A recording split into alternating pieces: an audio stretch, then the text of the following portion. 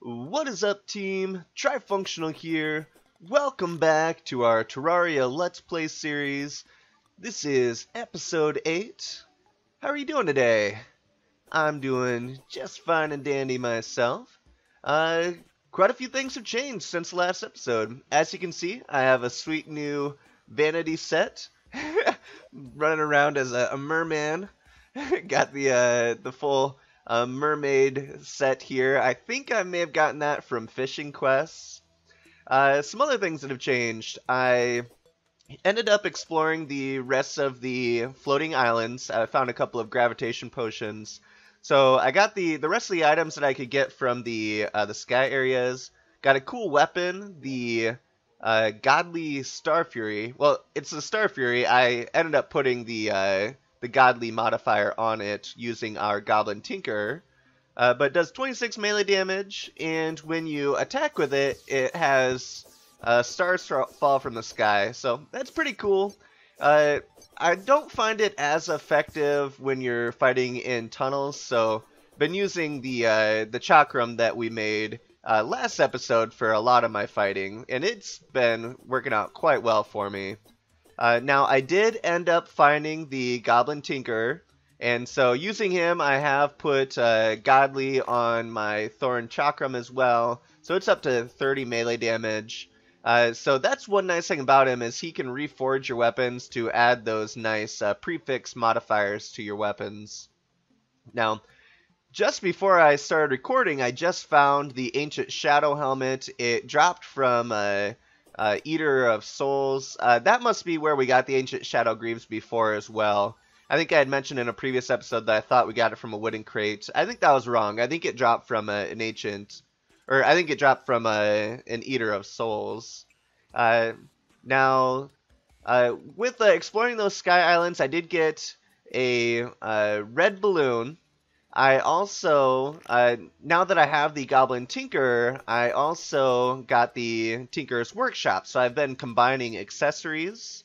And so I combined the whoopee cushion with the cloud in a bottle that made the fart in the jar. And then I combined it with the red balloon, which gives you extra jump height. And then I combined that, and so that made the, like, fart in a balloon. And so then I combined that with our lucky horseshoe, which negates fall damage, and that gives us the green horseshoe balloon. So it gives us the double jump with the additional propulsion afterwards, plus the negating fall damage. So that's a really good accessory. And if you listen, every time I do the double jump, it makes that whoopee cushion fart sound. So it's a good accessory. I don't know how annoying that'll get, but we'll see. Now, another cool thing that I made is I combined Hermes boots that I found with rocket boots that I bought from the Goblin Tinker, and so that makes it so we're able to run really fast, plus we have that extra rocket propulsion on our third jump there. So we have quite a bit in the way of movement accessories now. We can move pretty quick, and we can go pretty high up in the air with our accessories, so we're doing pretty well as far as the accessories are concerned. Now, I did do some more farming in the jungle. Got 39 jungle spores, 22 vines, and 35 stingers. Have some rich mahogany there with us. That's going to help us out with our crafting today. First, we've been talking about the Amazon. We're going to go ahead and make the Amazon yo-yo. So that's going to be fun to play around with. I got plus the damage on it. So the yo-yo is nice because it gets quite a bit of damage per second when you continuously attack enemies with it. So that's going to be fun. We're definitely going to play around with that today. Now, some other items that we're going to make with our jungle spoils. We're going to make the Blade of Grass, which is a sword, and it's actually going to be better than the Star Fury that we have. I believe it has a better range of attack. It's a little bit slower, I think, but does more damage and it has a better range of attack there. And we'll probably try to reforge that because we're doing pretty well on money. Probably try to reforge that to get godly on it as well. Even though dangerous is a pretty good modifier on it. Now, what else did we want to make? Oh, we want to make the Ivy Whip because if you remember, with our current grappling hook, the Topaz hook, we could only shoot out one hook. But with the Godly Whip, we can shoot out multiple ones. Let's find a good spot. So if we go up there, we can also... that's not really working out. Oh yes, this is a little pool of honey that I set up. That way when I run past, I just take a little bit of a dip in the honey and it gives us 30 seconds of extra life regeneration. So you can see I can shoot out 3 hooks now. And so when I'm in a cave, I can actually like walk along the ceiling using the hooks. So that Ivy Whip is going to come in super useful moving forward as well. Now,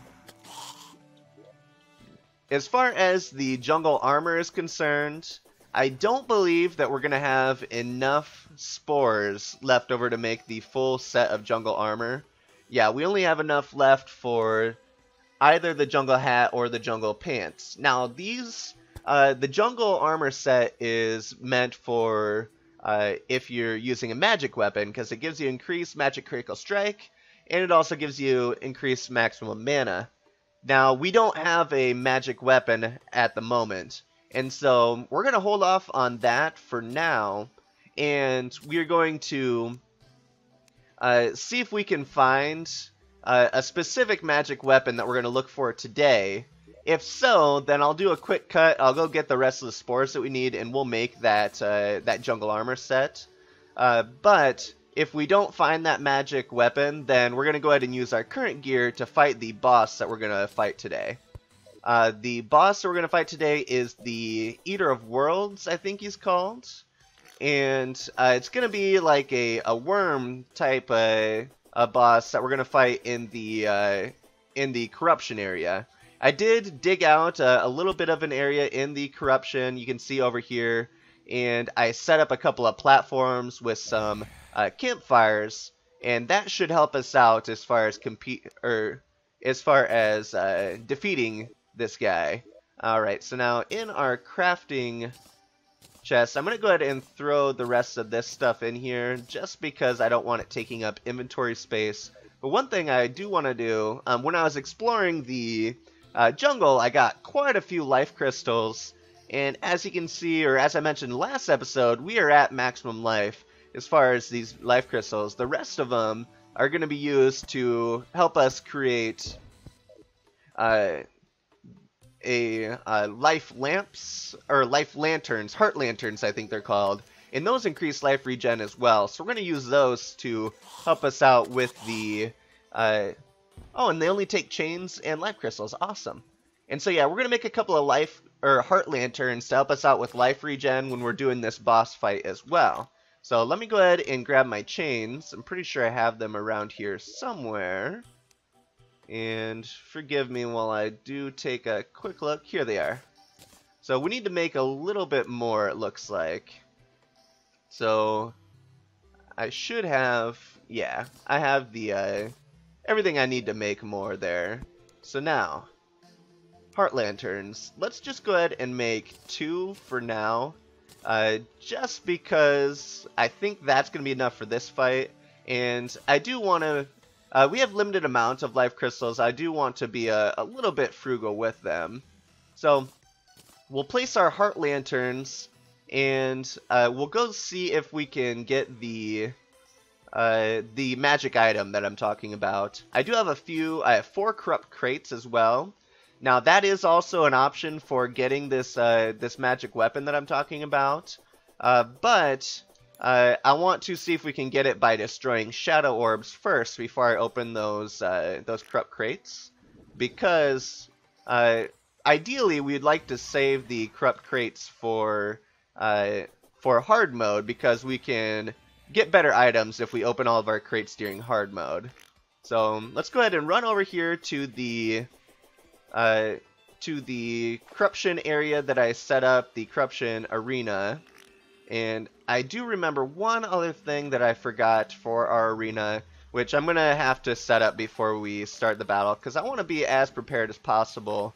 To give you guys a good fight on camera, I don't want to I don't want to lose the fight, obviously. I want to win.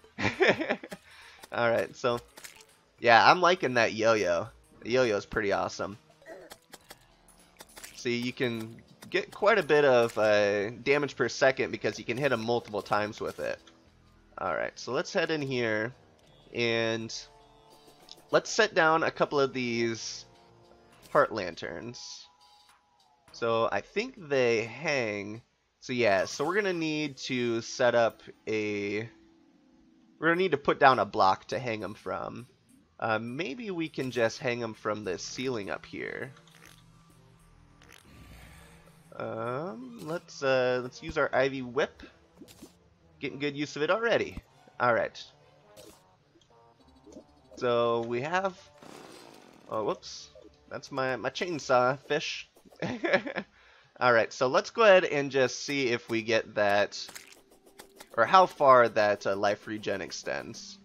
So just over to here. Let's go ahead and hang the other one up here. Right there, I think we'll do just fine.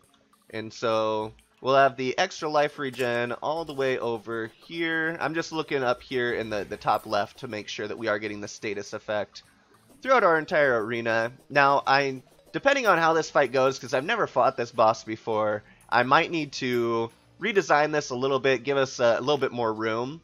I don't currently have the gear to mine this corruption block, I think they're called Ebonstone blocks. So how I carved out this this room is I've just been using the bomb fish that we have to blow up the area to make it a little bit bigger. So yeah, if I need more room, I might need to use some bombs to make it a little bit bigger, but we'll judge that after the first fight. So let's go ahead and blow up a couple of these shadow orbs.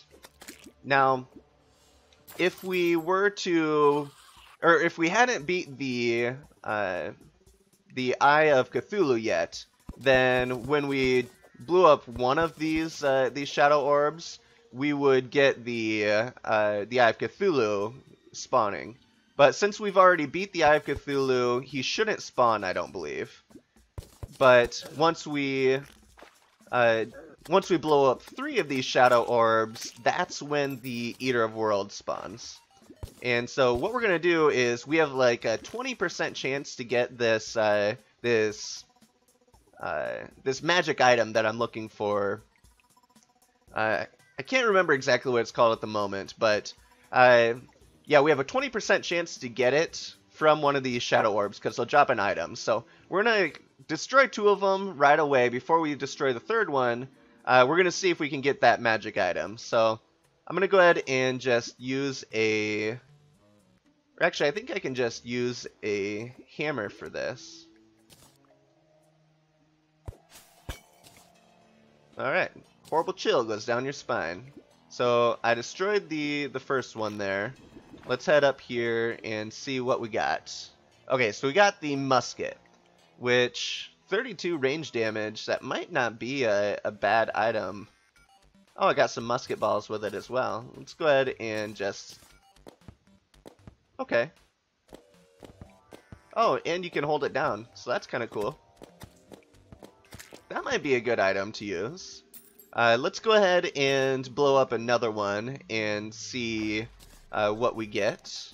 Now, I think what we're going to do is we're going to blow up this one on the left, and then there's one just down directly below us as well. I think that's the one we're gonna save to actually blow up to summon the Eater of Worlds, because we want to be able to just throw a bomb down and be up at our arena once it destroys the orb, so that we're ready to fight the boss. Alright, so let's go ahead and... Oh, there's a piranha. A couple of piranhas in here. Okay. So let's go ahead and destroy this one. See what we can get. Oh, we got the Vilethorn. And it's mythical. I think that's a good enchant or a good prefix on it. Awesome. So that's actually the magic item that I wanted. That's the... If you look at it hits enemies multiple times, and it pierces through enemies. And the way that this worm is set up, it's made of multiple parts, multiple. They actually look like the Eater of Souls. It looks like maybe like 50 of them are just connected together. And so if we can use this item to pierce through the head, we can do damage to all of the parts. And so this is going to be a very useful item for this fight. So what this means is I do need to go get the rest of our jungle spores to make the jungle armor set, because I think that's going to be really useful since we are using a magical item for the fight. So I'm going to go ahead and do a quick cut. I'm going to go farm the jungle for the rest of those jungle spores so that we can make our jungle armor set. And then I will go ahead, bring you back. We'll craft up that armor set, and we will fight the Eater of Worlds. Welcome back, team. So I just got back from the jungle. I got the rest of the spores that we need. And let me go ahead and grab them out here. And so let's go ahead and make up the jungle armor. So we'll make the jungle hat, the shirt, and the pants. So the hat will give us 5 defense, maximum mana increases by 40, 4% increased magical critical strike chance. Jungle shirt 6 defense, maximum mana increased by 20, and again the 4% magical critical strike chance. And the jungle pants are the same as the jungle shirt. So let's go ahead and put on this armor. I think that we will keep our other armor in our inventory in case we decide that we don't like this armor all that much. It does look like we're just going to be losing out on some melee speed, and our defense went down by 1. But our maximum mana went up by 80, and we'll have plus 12% magic critical strike chance. And our set bonus is 16% reduced mana usage. So this is going to be really useful since we are going to be using a magic weapon, the mythical Vilethorn. And so yeah, so we'll just go ahead and we'll keep that stuff on us. Let's go ahead and throw the stingers and the vines back into our chest there. Now, as far as the fight is concerned, we're going to be using mainly the mythical Vilethorn, but we're also going to have some frost daggerfish on us. It's a throwing, it's like basically a throwing knife that I've gotten from fishing over time, and I think that will work as far as piercing through, and I think that'll do quite a bit of damage as well, so we might try that out also. Now, the other thing I did grab in the jungle was a couple of honey buckets so that we can set up a little pool of honey to give us some extra life regen for the fight here as well. So let's go ahead and head on over to our arena that we set up. And I really need to cover up this water because every time I touch that water, it slows me down. Alright, so, yep, this water too. This water slows me down every time. I get so annoyed. All I need to do is build some platforms across it, but I haven't done so yet. Alright. Let's get into our little area here. And let's go ahead and take out these enemies. Yeah, so the Vilethorn, it doesn't do a whole lot of damage right up front, but it does that constant damage. So I think that it will work out pretty well for us. We do, of course, have our little buddy, our slime from our slime staff bouncing around as well. So he'll be helping us out with doing some extra damage as well. Now, where do we want to set up our honey? Maybe like over here?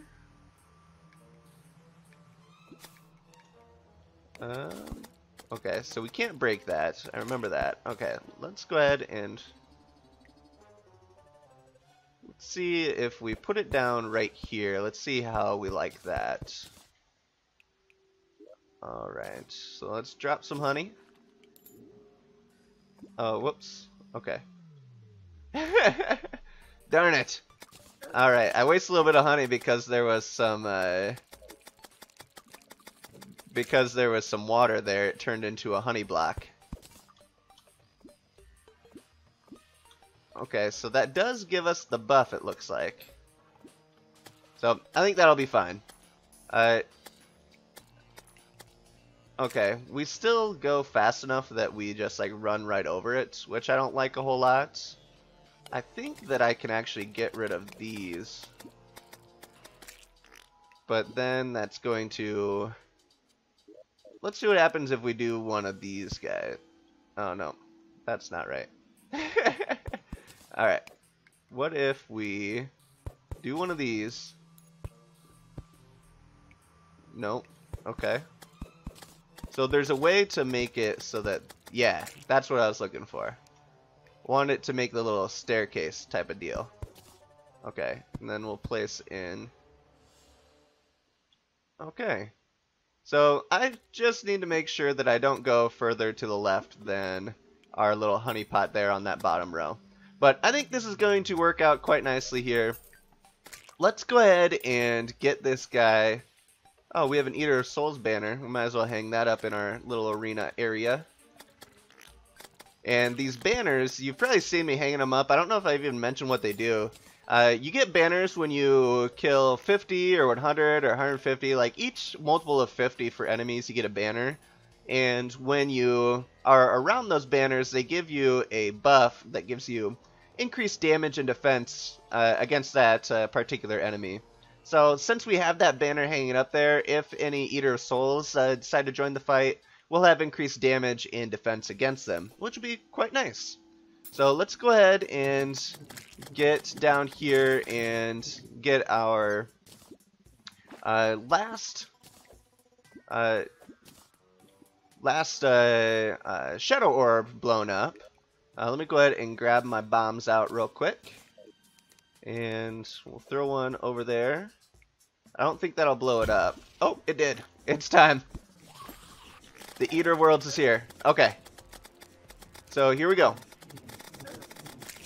So basically, we're just going to try to damage it multiple times with the Vile Thorn. We want to... Oh, I need to buff up. Okay.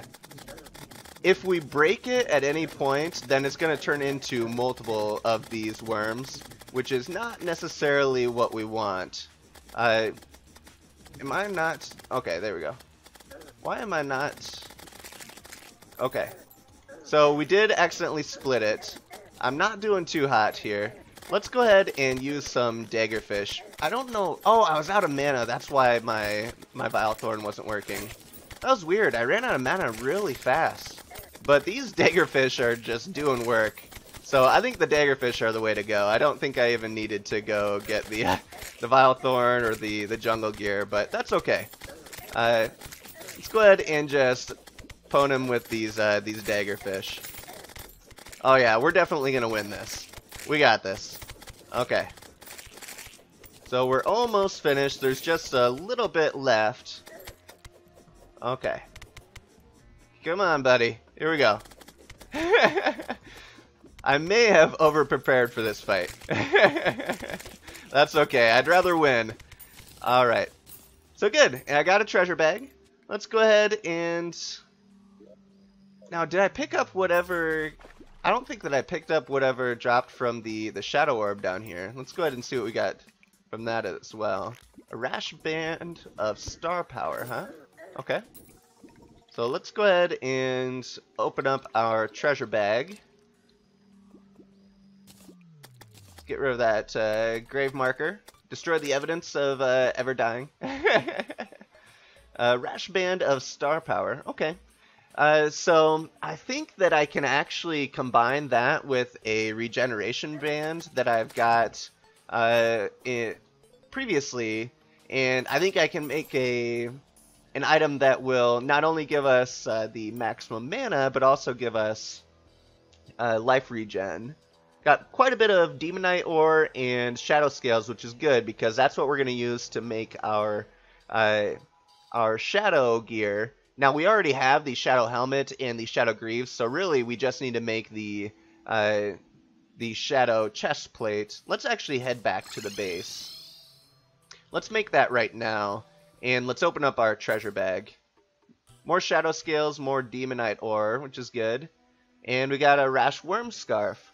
So it reduces damage taken by 17%. Are you kidding me? Yeah.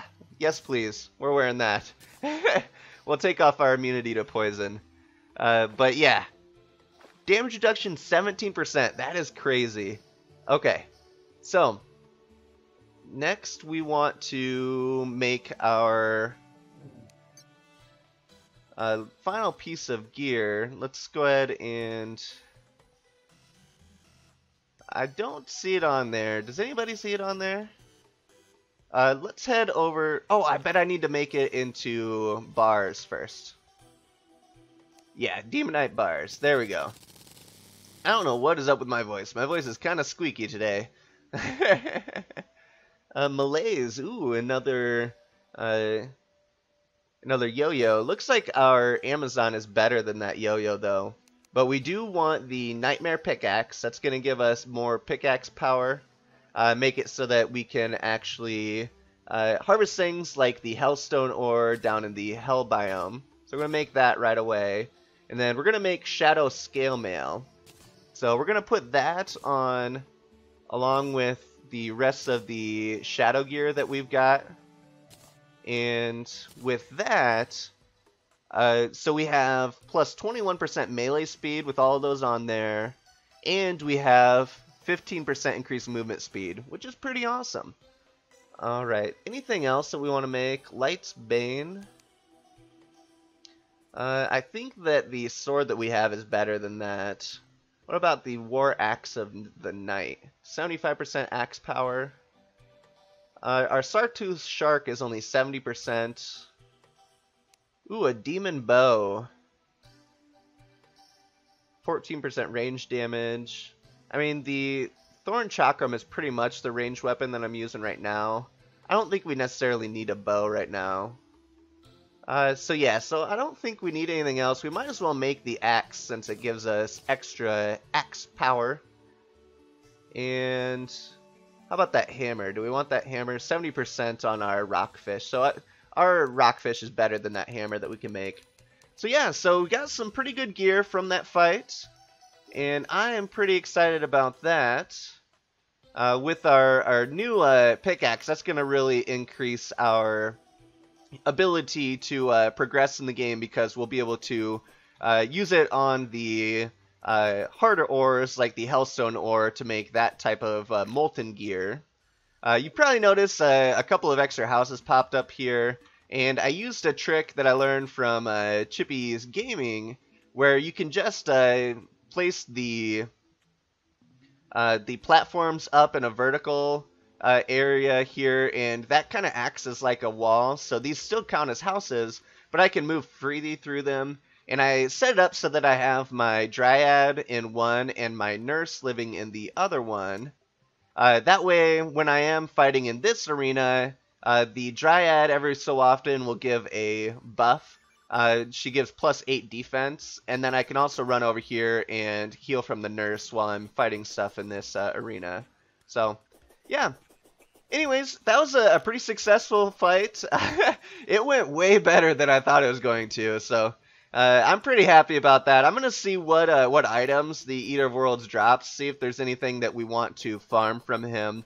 I'll probably do that in between episodes. I think that we'll probably be ready for another boss fight in the next episode as well. We might go do the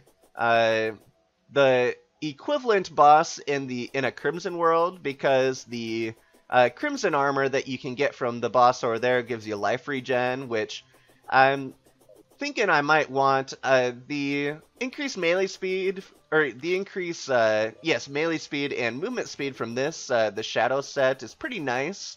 But I think life regen might be pretty awesome as well. And plus, if we don't create a Crimson world, we won't ever get to experience fighting that boss as well. So that might be something we'll do in the next episode. Otherwise, we might also go fight the Queen Bee. there's some cool items that you can get from defeating the Queen Bee as well. But I hope you enjoyed the episode. Thank you so much for watching. If you did enjoy the episode, make sure to hit that like button for me. I certainly appreciate it and it helps me out quite a bit. If you're new and you haven't already, make sure to hit the subscribe button below the window. That way you can see when the future Terraria and Darkcraft episodes come out. And I do have a question for you guys. I'm kind of interested in what type of content you like to see with the Terraria playthrough. Do you prefer the exploring episodes or do you prefer the boss fight episodes? Go ahead and leave a comment down below. Let me know which type of content you prefer, because I love this game and I would like to produce the content that is fun and also entertaining for you guys. So I hope you all have a great rest of your day, and I will catch you on the flip side.